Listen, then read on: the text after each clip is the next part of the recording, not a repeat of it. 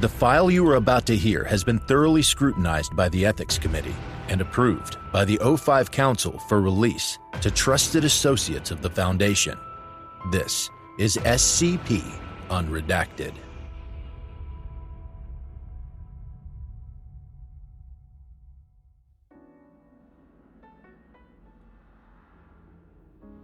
And that's how I got Pope Leo X into power.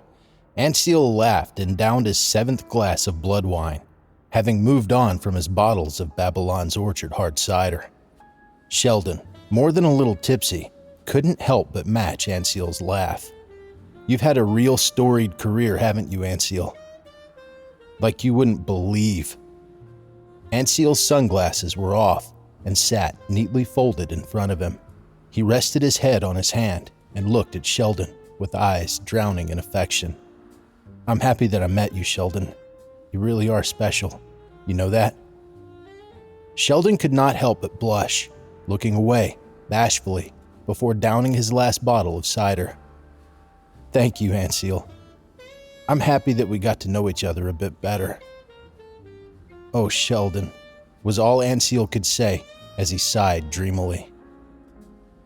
From across the table, Adrian, looking at the lovey-dovey, hopefully soon-to-be couple, finished another bottle of brimstone chocolate liquor and nudged their boyfriend, Morningstar. You seeing this shit, big guy? This fucking date is going so well. Morningstar, one of the rare straight-edge denizens of hell, quietly ate his sundae and nodded. Yes, this has been going better than I expected. Astia, drunk, and having just polished off a bowl of angelic century eggs, snickered. Aw, Star, me Polumbulus, are you disappointed that you didn't get to shoot anyone tonight? No, I just didn't think Anseal and Sheldon would get along this well, Morningstar said, as he ate the last remaining skullberry on his sundae. I'm glad to be wrong. Adrian snuggled up to him, cooing into Morningstar's chest. You are such a fucking softie. You know what's my favorite thing about you, big guy? Thank you, Adrian. The large bearded vulture smiled as he reached down to hold Adrian close to him. And my second favorite thing about you is your absolutely enormous Adrian, Primrose firmly interrupted, trying her best not to slur her speech.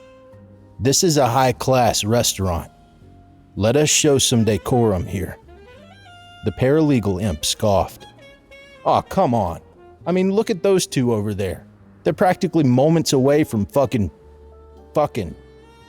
Adrian pointed to the pair at the other end of the table, too wrapped up with each other to pay any attention to anyone else. They swapped stories, laughed together, and every now and then they would touch. First small and subtle, but now much more bold. I admit, Primrose began, as she swirled around an empty bottle of cider. This is going even better than I thought. I am glad those two are hitting it off. She breathed a sigh of relief. As reassuring as she was to Sheldon prior, she could not help but worry that something would go wrong tonight. Luckily, it had been smooth sailing so far. All Sheldon and Anseal had to do was close out the night. Simple, Primrose thought to herself. Nobody could possibly mess this one up. Right? Anseal reached up to squeeze Sheldon's upper arm affectionately and giggled softly. You want to know something, Sheldon? I knew you were special the moment I saw you. Like when I sat on the chair? Asked Sheldon, his head swimming in the warm buzz of alcohol and Anseal's voice. No, from the moment you walked into the room. Anseal moved his chair closer to Sheldon, barely inches away from his face. Fear is something we mammons take great pride in cultivating as part of our professional and personal image. Intimidation, after all, is just another way for us to get what we want. Charm and seduction may have its place, but at the end of the day, we need to flex our muscles to show who was really in charge. Anseal continued, but you were different. You weren't afraid of me at all. Not even a bit. You just strolled into that test chamber like you owned the damn place. Like you owned. He lost focus when he realized just how close he was to Sheldon. Anseal reached forward with his hand to cup Sheldon's face gently. You never saw me the way that everyone else sees me. I was never really a demon to you, was I? Sheldon reached up and held Anseal's hand. He felt so warm. No, I didn't think of you as a demon, or some kind of nebulous anomaly to be afraid of. He gently rubbed the bug demon's chitinous hand. You were another professional, one who clearly outclassed me in experience and skill. I only wanted to prove myself, to prove that... Sheldon paused, his train of thought completely derailed by Anseal's large eyes staring into his. Sheldon's breath held in his chest as they shared in a silent moment, merely observing each other, feeling each other. Sheldon breathed in, and the smell of flowers was stronger than it ever was before. He even smells beautiful, was all Sheldon could manage to think. At the other end of the table, the four demons could only watch the unfolding romance in front of them with rapt attention. Astia held onto her wife's hand and watched with bated breath as Sheldon and Anseal held each other. Anseal was inching himself closer to Sheldon, his heart pounding as loud as a cannon. Sheldon Katz was quiet. It had been too long since he felt the warm touch of romance in his life. He still couldn't believe his luck that someone as gorgeous as Anseal actually wanted him that way.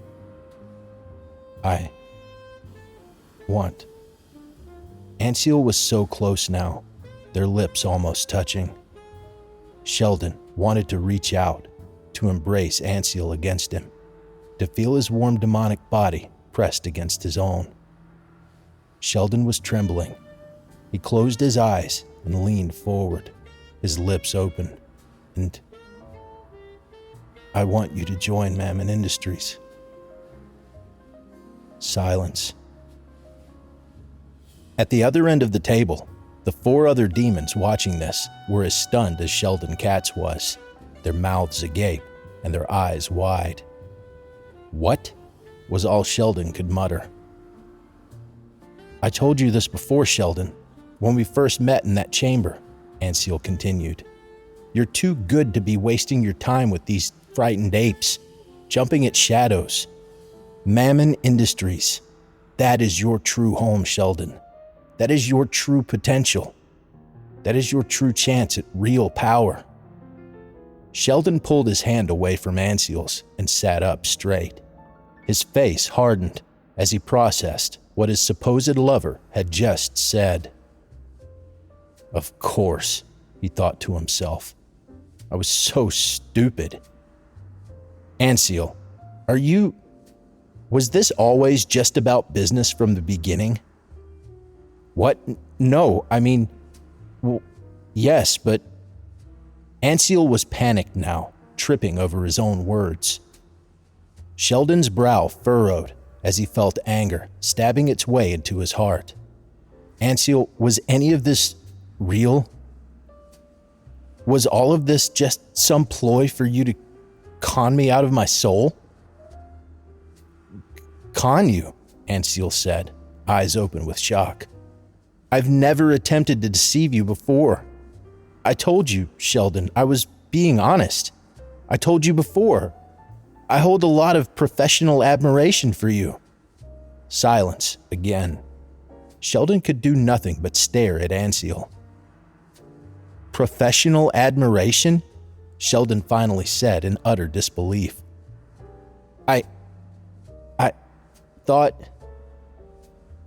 I thought... From the back, Adrian bit into their knuckle, harder than they'd ever done before. Morningstar grimaced and held his boyfriend closer to him. Astia's eyes were wide. She covered her own mouth with both hands and slowly shook her head. Oh, no, no, no. Primrose pinched the area between her eyebrows and swore under her breath. Fuck. I thought you actually liked me, Anseal. Sheldon's voice trembled as he spoke, his emotions inflamed by alcohol. It's just like before. You're just buttering me up, making me drop my guard, until you decide to try and make your move and try to devour my soul for yourself. Anseal's eyes narrowed, his voice soft and far away. I knew. The contract you offered me years ago, I knew, Sheldon said as he reached for another bottle of hard cider. You changed the terms halfway through negotiations. You thought I didn't notice, but I did. He opened the bottle and took a deep swig. You almost got me then, but I am not stupid enough for you to try that on me again. No, that's not what I wanted. Anseal stood up. His wings buzzed in spasms. He was panicked, and if he needed to breathe, he would have been hyperventilating. Sheldon, please believe me, you've got the wrong idea. Before he could continue, he felt a warm, furry hand on his shoulder. Primrose had gotten up and brought her chair with her, putting it between Sheldon and Anseal. I think we should all take a deep breath, calm down, and talk. Anseal slowly sunk down to his seat and put his head in his hand. Sheldon was almost slumped over, his hair a mess and his eyes red. Morningstar brought his chair over to Sheldon so that Adrian could hop up and pat his back. Okay, began Primrose as she took a deep breath. We are all fairly drunk and emotions are high right now. We may have said some things that were poorly phrased, but let us all calm down and take it from the top. She turned to Sheldon. You claimed that Anseal was attempting to devour your soul and that he had attempted to do so in the past. Could you elaborate on that? Sheldon turned to look at Anseal, who was rubbing the gold hoop of his collar, now more out of nervousness than anything else. Sheldon took another drink and cleared his throat. He began. When we first met, we were negotiating a contract. I tried to find terms that were favorable to the Foundation, something we could use to our benefit at minimal loss. This was prior to tactical theology, so none of us knew what the fuck we were really doing or getting into. Fuck, we weren't even sure if it was a demon behind that desk or not. He continued. I was young and insecure. I just wanted a big win, something to prove I was valuable. As we continued negotiations, he praised me. Anseal told me that he was impressed with what he saw in me, that I had razor-sharp acumen that few people, let alone mortals, possessed, that my talents were being wasted with my current occupation, that I deserved better. Sheldon rubbed his eyes. I knew it was just manipulation. I read his file. I knew what was going on, but it got to me. I started to believe him, to let my guard down. He went on that spiel about power and Mammon Industries and my true home and professional admiration, and I bought it. He turned to look at Anseal. For a moment, their eyes met before Anseal turned to look away.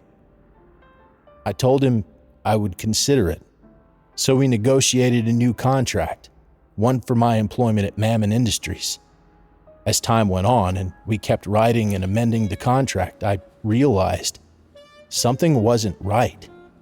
Anseal was changing the language of the contract subtly, a word here, a comma there. I pretended not to notice. I figured if I could catch him in a lie, then, we could gain power over him somehow. Like I said, we really didn't know what we were doing. It's why so much of that contract was arguing over definitions of individual words. I needed to figure out what Anseal's game was, what he was really after. I never fully figured it out, but from what I could recall, Sheldon tried to take one last swig of his cider, but found it empty. He set the bottle down and sighed. If I signed that contract, I wouldn't be employed by Mammon Industries. Instead, Anseal would have gained full possession of my soul, and I would either be enslaved, devoured, or both. Mercifully, I passed out from exhaustion, and when I woke up in the hospital, I realized just how hard I nearly fucked up. It's why I never told anyone about this. How could I? So, I just requested for transfer and tried to forget about it. Sheldon chuckled mirthlessly. Well, until you told me that Anseal had actual real feelings for me and wanted to see me again. So much for that, I guess. It took a moment for Primrose and Adrian to process what Sheldon just told them. They turned to look at each other, troubled. Anseal, Primrose began, her voice firm. Is any of this true? Was this just a ploy to gain possession of Sheldon's soul to begin with? Anseal was far from the image of a powerful archdemon now, looking more like a nervous wreck. I don't know. I'm sorry. Primrose sighed and rubbed her temples. Anseal, this was going so well. What were you thinking? Anseal was silent as he tugged on his collar's hoop once again, gripping it harder and tighter than before. Adrian looked at him and scratched their chin. Wait, something doesn't add up. What Sheldon told us about that original contract, it would have been a serious breach of company policy to do something like that. You definitely aren't the type to pull that kind of shit, Anseal. That is true. Primrose stroked her chin. Anseal, this may be a bit of a tall ask, but do you have a copy of this contract? Perhaps a truncated copy of it? Could Adrian and I look through it? Sheldon scoffed. Unless he's been carrying around a contract all night hoping for me to sign it, I doubt there's anything further to discuss.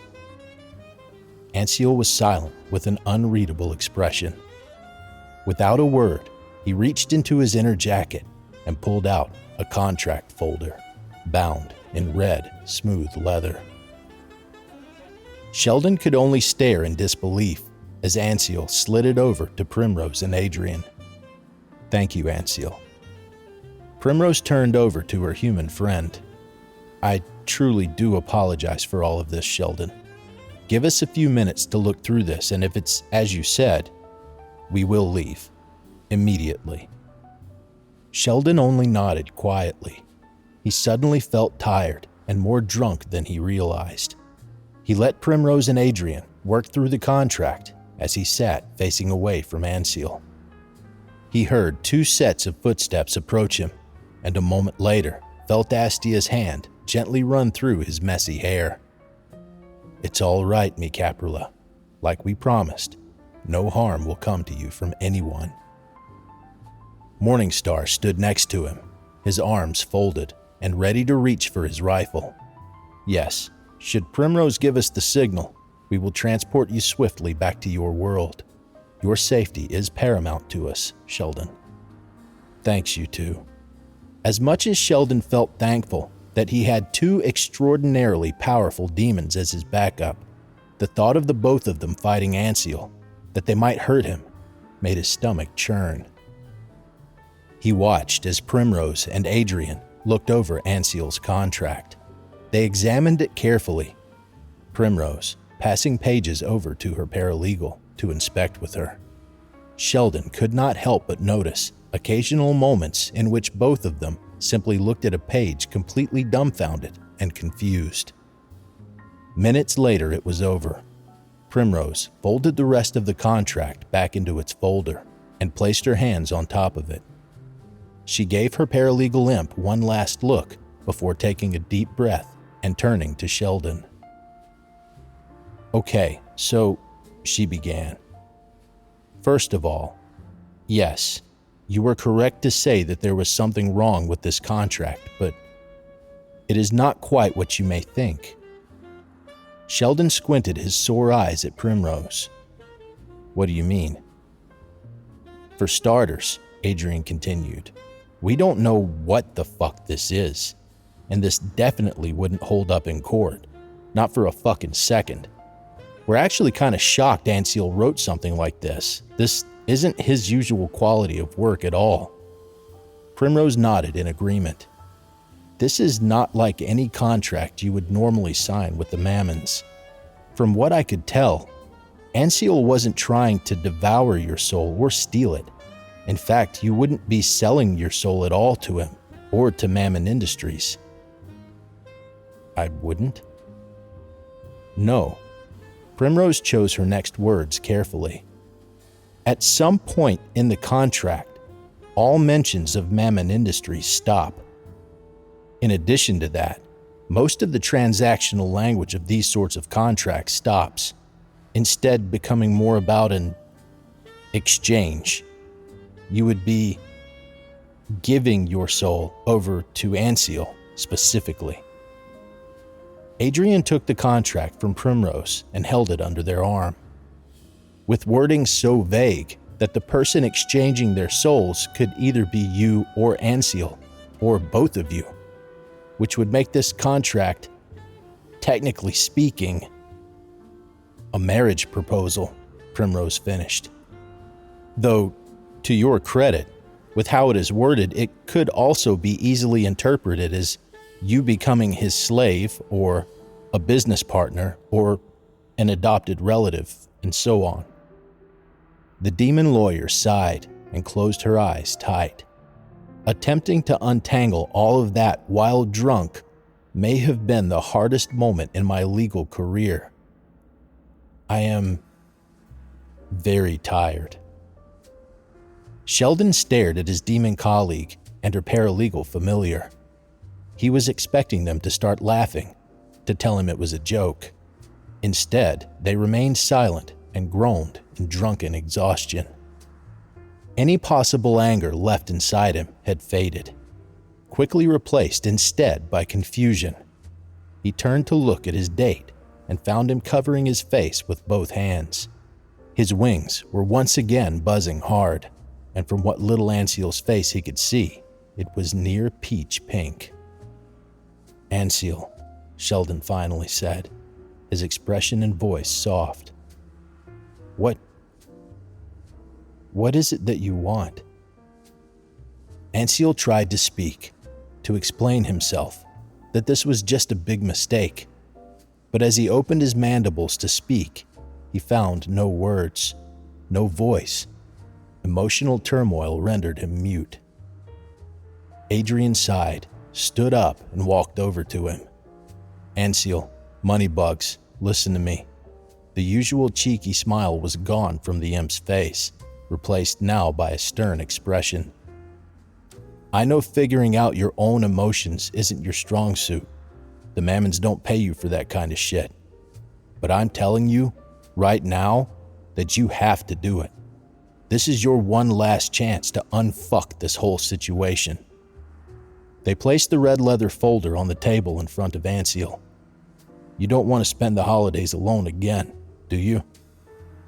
The imp walked back to their seat and left Anseal alone with his thoughts, alone with his feelings. He ran a finger across the smooth leather of the contract folder. What was it that I felt? Anseal closed his eyes and dug deep. He thought back to his first meeting with the human lawyer, to all the times since then that he'd thought about him, to Primrose and Adrian telling him he'd finally have a chance to meet him again.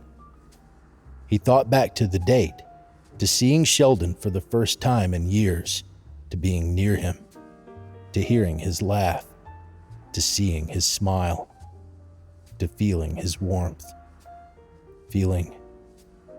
Anseal thought about the feeling that connected all these moments together.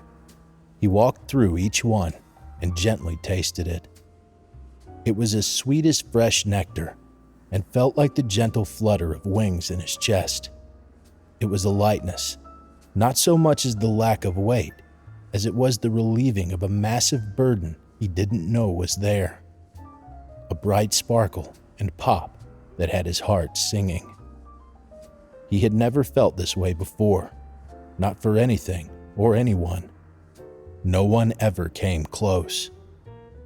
No one except for Sheldon Katz. In the center of that feeling, in the center of his heart, he saw Sheldon looking back at him. And behind Sheldon's eyes, Anseal saw that exact same feeling glowing right behind them. Sheldon, I want... And then Anseal realized what he truly felt, what he truly wanted. The archdemon's eyes opened and looked up to meet with Sheldon's. Anseal opened his mandibles to speak and finally found the right words. Sheldon, I want you. But not so you can join Mammon Industries. I want you for you. Anseal stood up, his legs wobbly and arms shaky. I'm so sorry, Sheldon. I've made such a mess out of this dinner. I promised Primrose that I would just try and stop thinking about business for 1 second and just enjoy myself for once, but Sheldon Katz stood up, assisted by Astia. Anseal, business was easy. I understood business, you know. I looked at everything as just another job because it helped me make everything feel easy too. He walked closer to Sheldon now, his heels clicking on the marble floor, slowly and heavily. I'm not very good at this, Sheldon. I thought if I just looked at you as another job, then I could figure out what I was feeling, what I was gonna do. Sheldon attempted to meet him halfway, but as he slowly walked forward, he suddenly became aware of just how drunk he really was. He quietly cursed that last bottle of hard cider. Anseal, listen. It's okay. All right, it's okay. Sheldon's head swam as he hobbled forward. Disoriented and dazed, he ended up colliding into Anseal. The both of them reached out for support and found their hands around each other. They stood there silent for a few moments. In a warm embrace, Anseal ran his fingers through his favorite human's hair. You know, Sheldon, you weren't the only one in that test chamber that day who had no clue what they were doing. Sheldon chuckled, mirth having found its way back. Well, I'm glad that makes the two of us. Anseal smiled and cupped Sheldon's cheek again.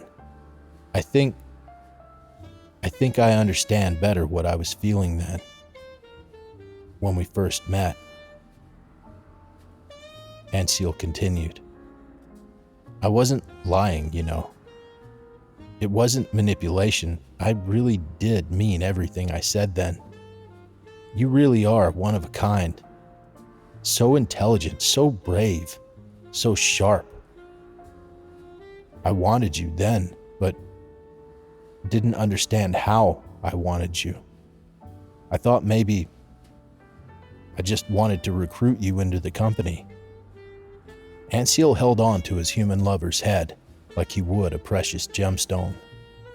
But as we started to negotiate, I kept feeling so jealous.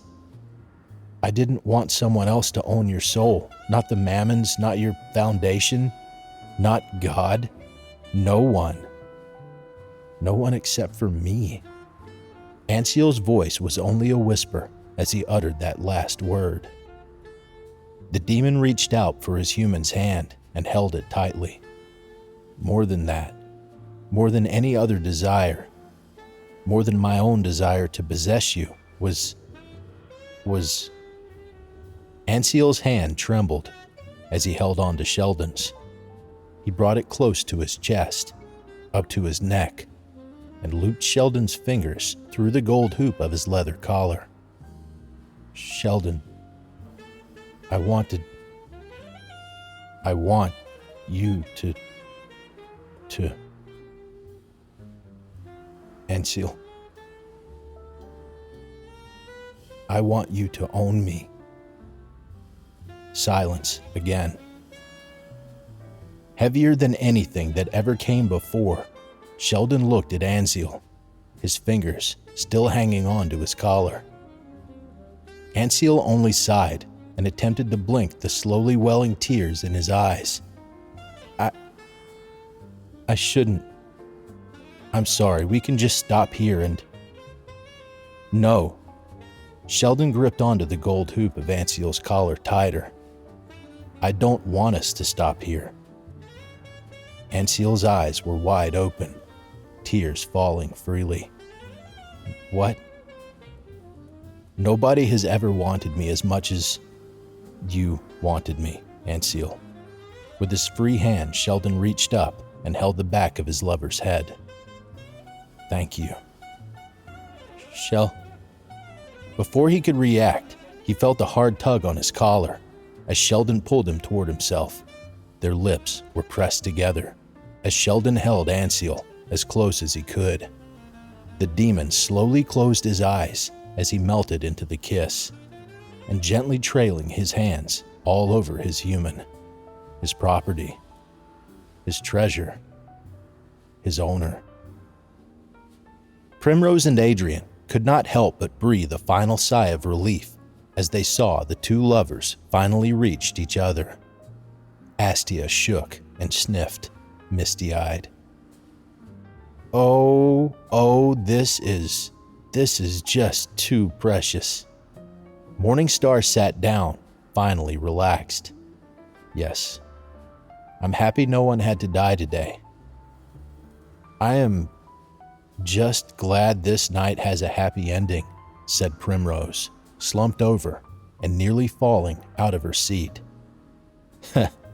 Speaking of happy endings, Adrian pointed at the couple in front of the group, now making out louder and more vigorously than before.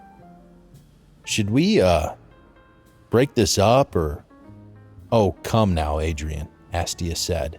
They worked so hard to get here. Let them enjoy their moment. I mean, sure, but, they're really going at it. Astia watched for a few more moments. Soon enough, she felt a warm blush spread across her face. Okay, maybe the happy couple is getting a little too... Astia tried to finish before the sound of a belt hitting the ground stopped her. Did Anziel just... Yep, answered Primrose flatly, still slumped over on her chair and not moving. With just one hand? Yep. And now his jacket's off and the tits are free, Adrian said calmly. You want to handle this, Primrose? The jackal demon sighed and summoned Bloodrose into her hand once again, using it to pull herself up and as a walking stick. Adrian, get the bill, please. Star, Astia, help me separate these two before we get permanently banned from this very expensive and nice restaurant. It took some effort, but eventually they were able to pry the two love bugs off each other, though convincing them to keep their clothes on was a greater effort. Adrian pulled out the checkbook and tried their best to focus their eyes on the page. Come on, Adrian, write the correct amount of zeros here. They finished, squinted their eyes at the check, and cringed. Ugh, Anziel, you owe us big time for this. The party soon stumbled out of the gold ziggurat and felt the cold ocean breeze on them. The palm trees swayed, as if wishing them a good night. Sheldon, do you require transportation back to Earth? Primrose said, though she felt that she already knew the answer. Sheldon looked to Anziel, whose jacket was now unbuttoned and hung loosely over his shoulders. The demon looked at him with a pleading look in his eyes. I think I'm going to spend the night here. He reached up to twirl his finger around a lock of Anziel's hair. If you're willing to have me. Anziel leaned down to kiss his human lover on the top of his head. You can stay at my penthouse for as long as you want, my dear Sheldon. Well, then, I will pick you up later. Anziel has my number. Primrose turned to look at Anseal. Remember to keep him hydrated. Humans still need water. Humans still need water to live, especially after physical activities. Don't worry about it, Primrose. I'll take good care of him. Anseal giggled and ran a finger down Sheldon's neck. Ready to go, love? Sheldon smiled, grabbed Anseal by the collar, and pulled him close. I would love to, my succubus. Anseal stammered, pink in the face. Bye, guys. Thank you for coming. See you tomorrow. And just like that, Cats and Mammon disappeared in a cloud of smoke, off to do who knows what. The four found a bench and collapsed, resting for just a moment. Well, we did it, Primrose sighed, slumped against her wife. What a roller coaster. Astia wrapped her arms around Prim. Yep, worth it though. Adrian sat in Morningstar's lap. Agreed, everyone else said in unison. There was long, celebratory pause as they watched the sun go out. Dimmer, dimmer, dark.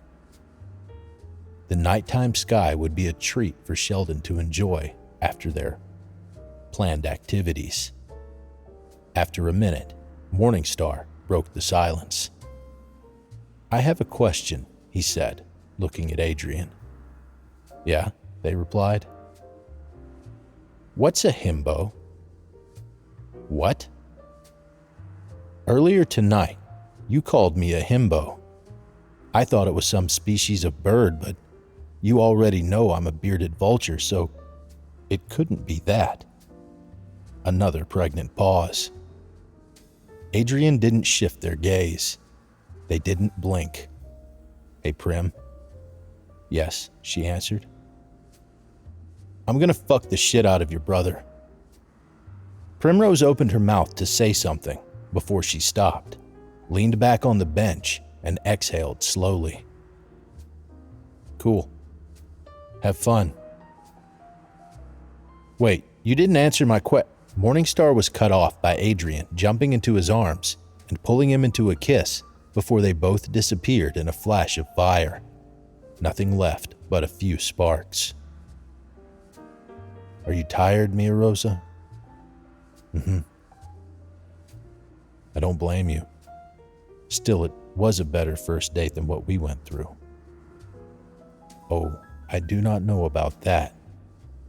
Personally, I think you threatening to cut my head off with a chainsaw and screaming at me in Latin was very romantic.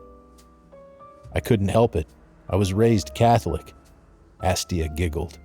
She pulled her wife in close and rested her snout between Primrose's soft jackal ears. Would you like to go home? Maybe we could curl up on the couch, have a few of those special brownies, snuggle. I think I would love that. Prim smiled. Hey, Astia. Yes, Mia Rosa? Primrose sat up and held her wife's hand and squeezed before giving her a quick peck on the cheek. I love you so fucking much.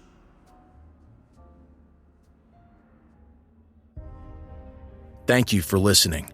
If you like what you hear, join my Discord community, hire me on Fiverr, or help support me by becoming a patron for as little as $3 a month. Regardless of tier, all patrons get early access to every single episode. The links are in the description. I don't have the talent it takes to write a skip. All I do is read. Original authors make this podcast possible, so credit to the original author. Their link's in the description. Show them some love as well. Consider becoming a member of the SCP Wiki. Upvote their work, and maybe write a skip of your own. Maybe I'll read it here someday. You never know if you never try. The content of this podcast and content relating to the SCP Foundation, including the SCP Foundation logo, is licensed under Creative Commons Sharealike 3.0, and all concepts originate from scpwiki.com and its authors. This recording, being derived from this content, is hereby also released under Creative Commons Sharealike 3.0.